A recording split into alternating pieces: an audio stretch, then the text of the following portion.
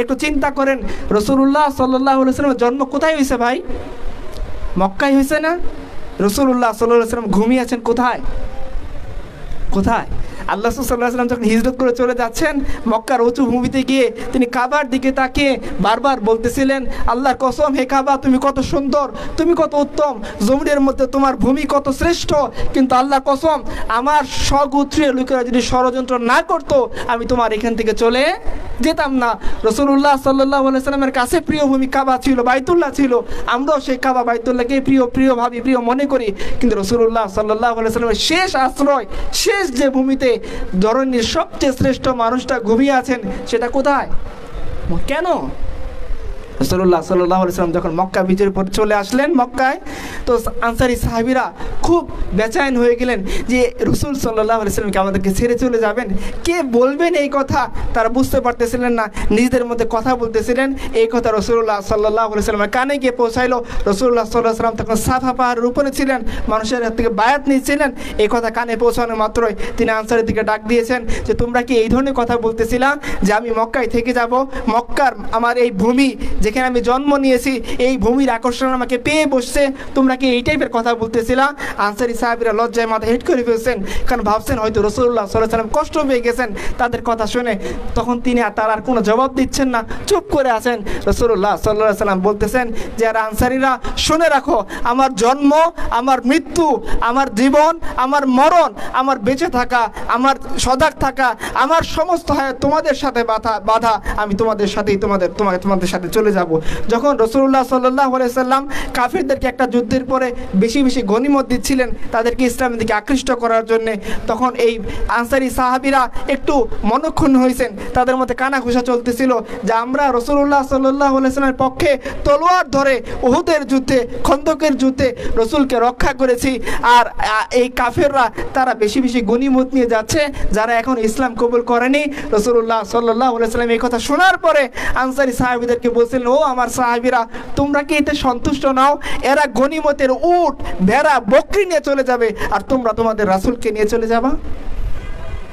সুবহানাল্লাহ। আপনারা কি এতে সন্তুষ্ট নন যে দুনিয়ার মানুষরা তারা উট, ভেড়া, বকরি, তার পুষ্ট পদবী নিয়ে কবরে চলে যাবে আর আমি আমাদের রাসূলকে নিয়ে চলে যাব? আপনারা কি এতে সন্তুষ্ট নন? এটা কখন হবে?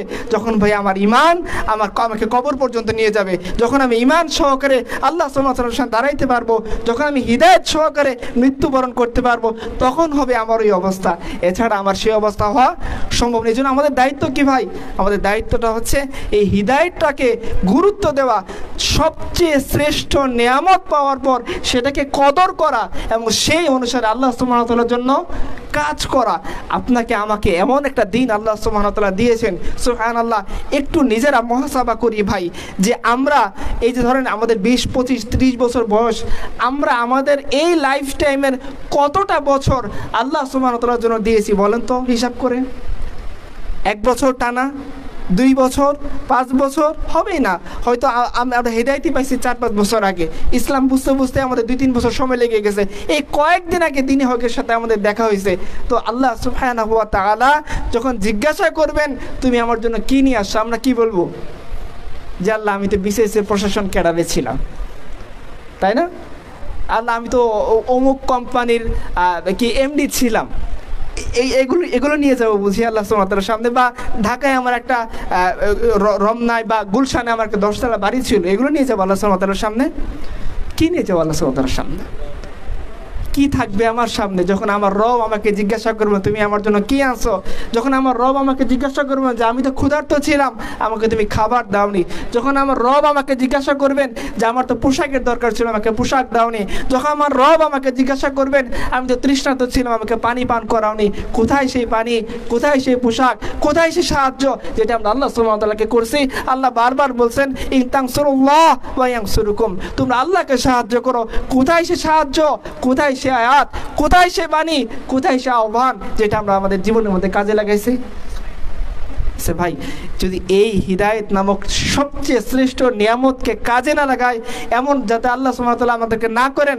আল্লাহ রাসূলের জামানায় এরকম অনেকেই ছিল, রাসূলকে দেখছে, তারা ওহী নাযিল হয়েছে এই দৃশ্যটা দেখছে, কোরআন তারা সরাসরি পড়ছে, রাসূলের মজলিসে বসার সৌভাগ্য তাদের হয়েছে, কিন্তু তারা ঈমান টিকিয়ে রাখতে পারেনি, তারা মুরতাদ হয়ে গেছে। এরকম অনেক মুনাফিক ছিল যারা প্রকাশ্যে ইসলামের কথা বলতো, রসুলের পাশে বসতো, তলোয়ার আল্লাহ রসুলের পক্ষেই ধরতো মানুষকে দেখানোর জন্যে, কিন্তু শেষমেশ তার ইমানের উপর টিকে থাকতে পারেনি। বলেন ভাই, আমাদের উপরে সেই কোন ওহী নাজিল হয়েছে যে ওহীর বদলতে আমরা মনে করছি যে ঠিক আছে, যেভাবে আছে জীবন চলুক, যেভাবে এখন করতেছি এইভাবেই করি, সামনে যেভাবে খুশি ওইভাবেই চলবো, আর আল্লাহ সুবহানাহু ওয়া তাআলা আমাকে হিদায়াতের উপর অটল রাখবেন?